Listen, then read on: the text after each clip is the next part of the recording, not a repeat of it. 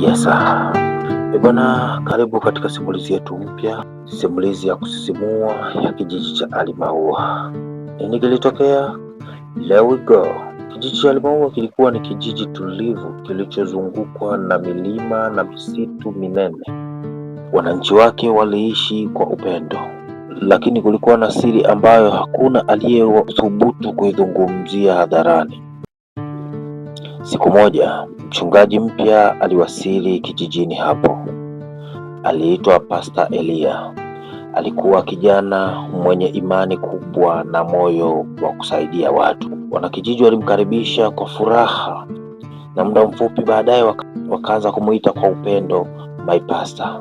Lakini kila ilipofika saa 6 usiku, vilisikika vilio vya ajabu kutoka msituni. Watu walipotea bila kujulikana na hakuna aliyethubutu kwenda huko.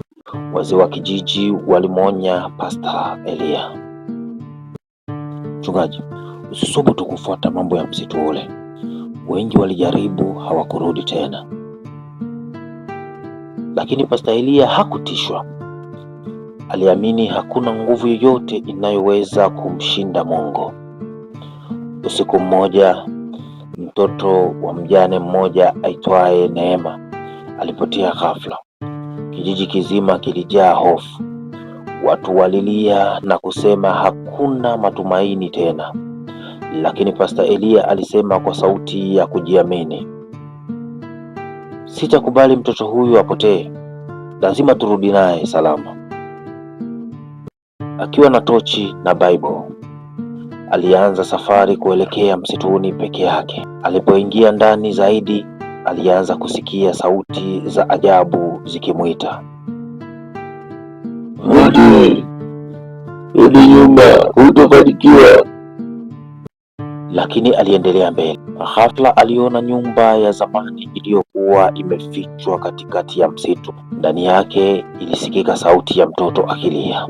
Pastor Elia alipofungua mlango taratibu, macho yake yalikutana na jambo ambalo hakuwahi kuliona maishani mwake.